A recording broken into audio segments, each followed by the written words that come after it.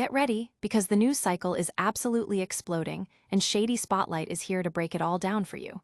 We've got exclusive updates that are already making waves, and you do not want to miss what's happening right now. From chart-topping surprises to behind-the-scenes revelations, we're diving deep into the stories that matter. Stick around, because the next few minutes are going to be packed with unmissable insights and the kind of updates that get everyone talking. You're about to get the inside scoop on what's dominating headlines and shaping the conversation. Let's get into it. First up, a legendary artist is back in a massive way, dominating the charts with a surprise release that's sending shockwaves through the music world.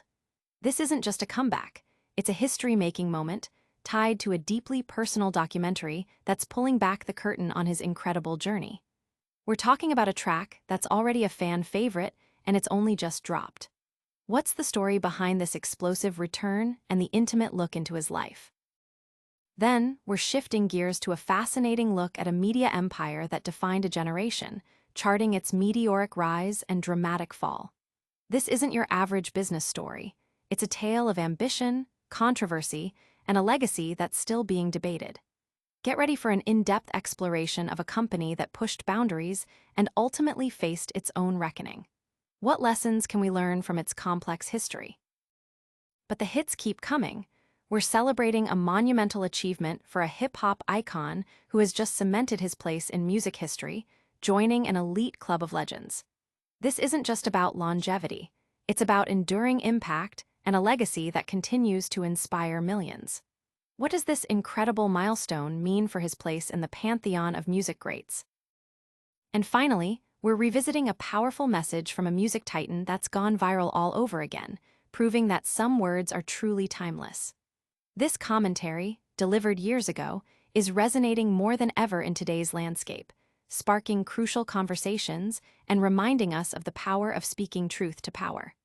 What makes this message so relevant right now? Don't go anywhere. Hit that subscribe button, ring the notification bell, and let's get into the spotlight. A legend's unreleased anthem dominates charts amidst intimate documentary debut.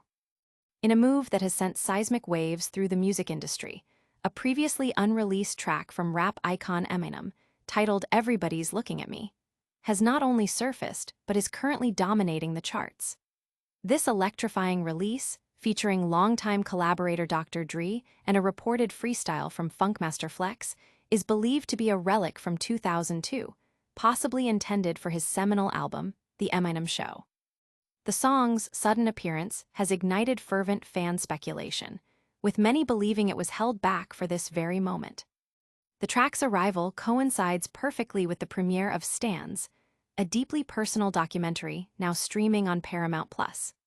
This film offers an unflinching, in-depth look at Eminem's extraordinary life and career, told largely in his own words. It doesn't shy away from the difficult chapters, including his well-documented struggles with addiction and a near-fatal overdose. Eminem, whose real name is Marshall Mathers, candidly discusses the perilous cycle of prescription pill addiction that plagued him during his meteoric rise to stardom in the early 2000s. He recounts the terrifying experience of waking up in the hospital, disoriented and physically compromised, after an overdose. "I woke up in the hospital, and I didn't know what happened. I woke up in the hospital with tubes in me and S**, and I couldn't get up. I wanted to move," he reveals in the documentary. "After the overdose, I came home like I needed something like, I'm gonna die if I don't do anything." This raw honesty provides a profound glimpse into the personal battles that shaped the artist. The documentary itself, while tracing his career arc, primarily focuses on a dozen superfans whose lives have been profoundly impacted by Eminem's music.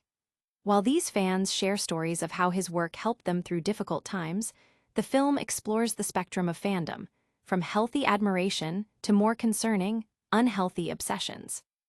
Although none of the fans featured are depicted as being inspired to violence by the rapper, some admit to instances of light stalking, while others appear to be using their parasocial relationships with Eminem to fill voids in their lives.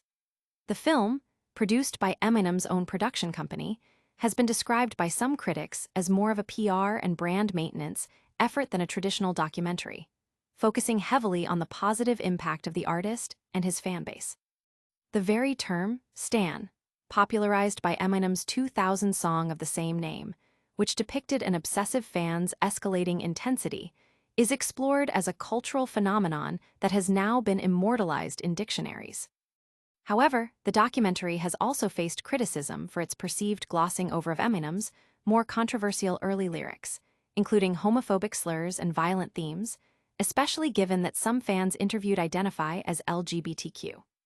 The film touches on modern-day social media flare-ups, where younger audiences discover these older lyrics and attempt to cancel Eminem, framing it as a minor concern compared to the cultural uproar his music initially generated.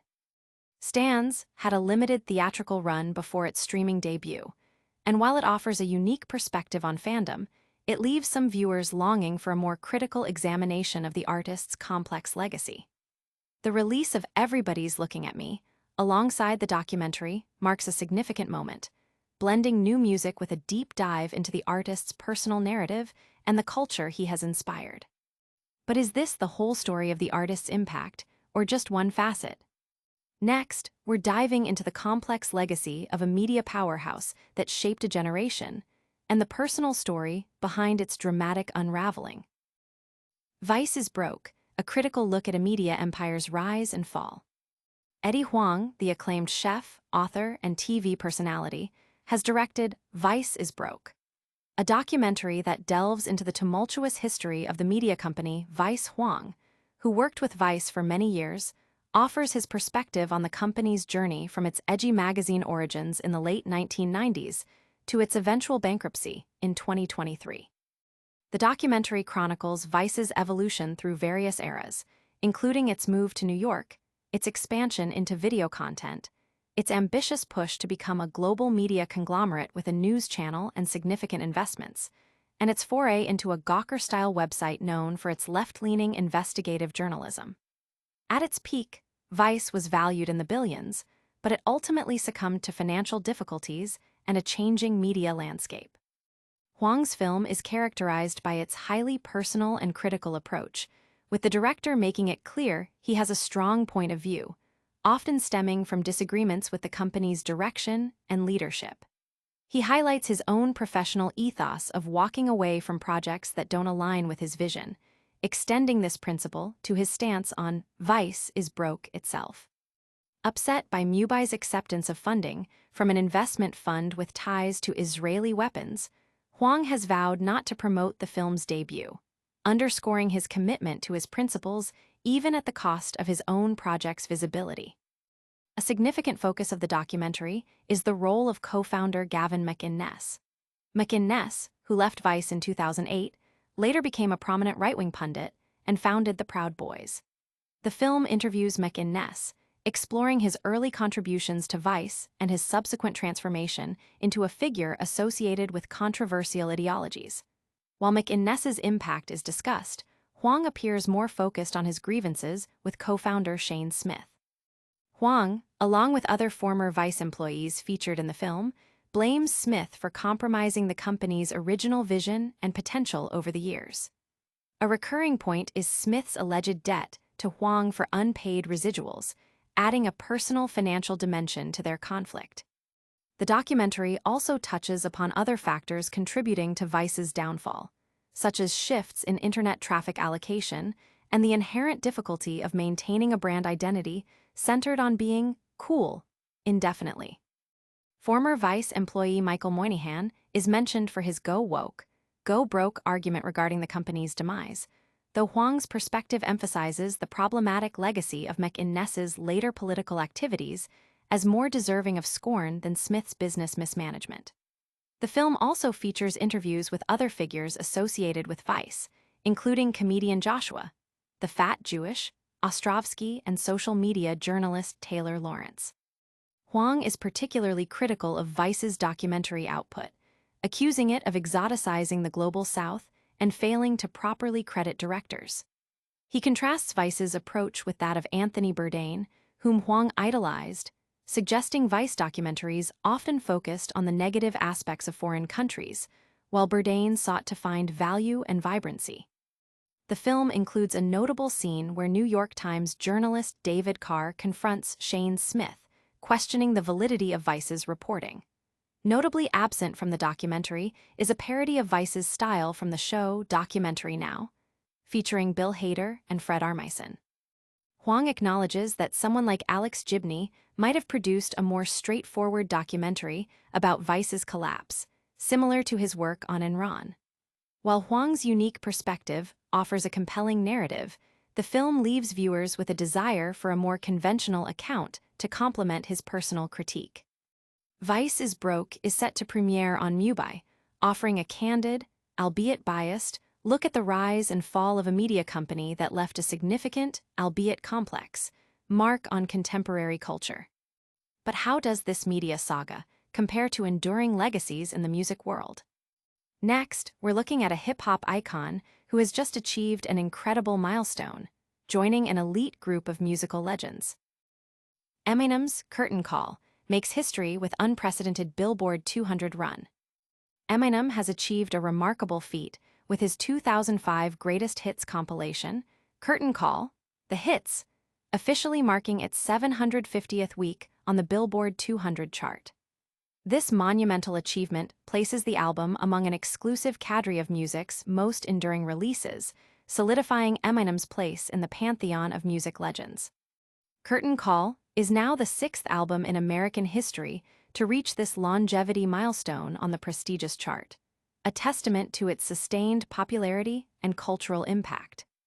The elite group Eminem has joined includes iconic artists such as Pink Floyd with The Dark Side of the Moon, 990 Weeks, Bob Marley and the Wailers with Legend, 901 Weeks, Journey with Greatest Hits, 871 Weeks, Metallica with their self-titled album 803 Weeks, and Creedence Clearwater Revival with Chronicle, the 20 Greatest Hits, 760 Weeks.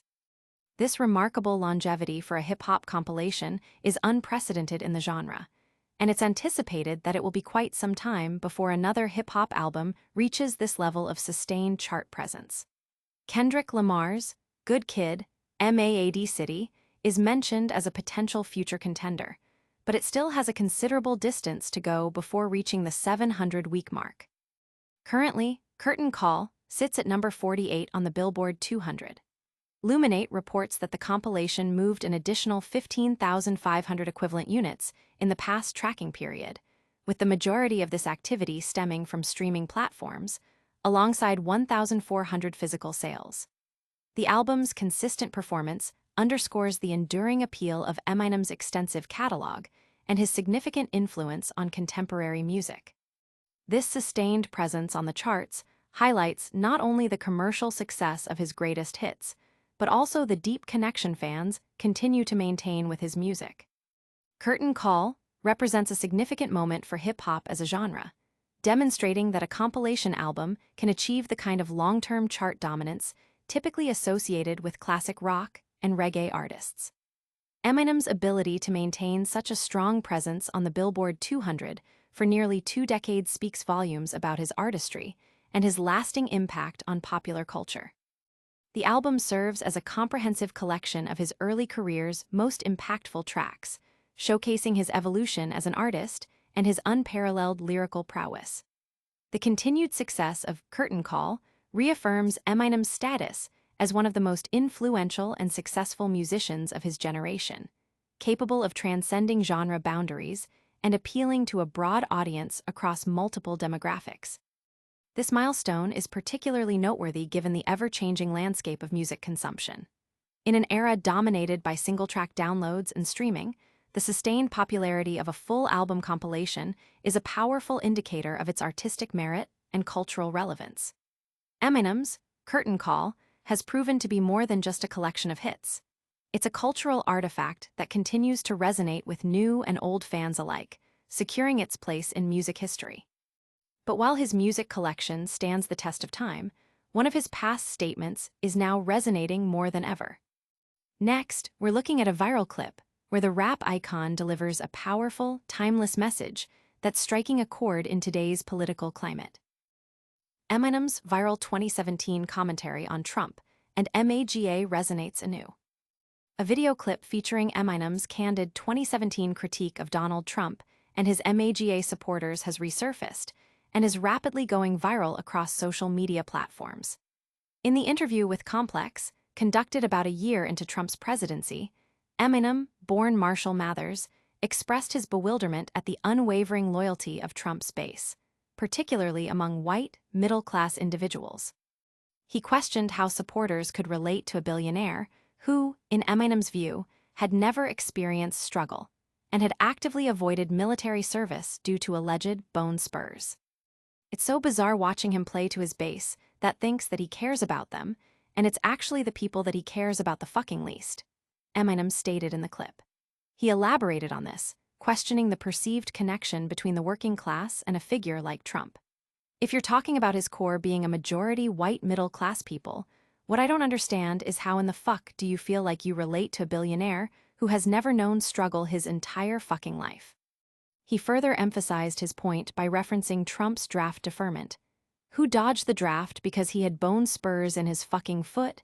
You feel like this is the guy that's gonna fight for you? He's already proven with the tax break that he's not. That's not benefiting the middle class. I will say this, he talks a good one. The rapper had expressed hope at the time that his base would eventually shrink once they became more aware of the situation. However, given the political landscape and Trump's subsequent election in 2024, it's clear that this shift did not occur as Eminem had envisioned. The clip's resurgence is largely attributed to the ongoing political discourse and what many perceive as a continued cognitive dissonance within the MAGA movement. Users on platforms like X, Reddit, and Facebook have widely shared the video, agreeing with Eminem's assessment and expressing frustration with other celebrities who remain silent on political matters. Commentary from online users highlights the perceived authenticity of Eminem's perspective, with many noting his own background from humble beginnings. M actually comes from the streets, so he would know, one Reddit user commented, adding, Trump makes a mockery out of anyone but himself, and we need to actually bully the people who are dumb enough to think he has their interests at heart. Another user on X praised Eminem's fearless truth-telling, contrasting it with the silence of other artists. The sentiment that celebrities have a responsibility to speak out during critical times is also prevalent, with one user stating, I think the US is now at a stage where, if you have any celebrity at all, you need to stand up and scream so PPL actually understand what is at stake.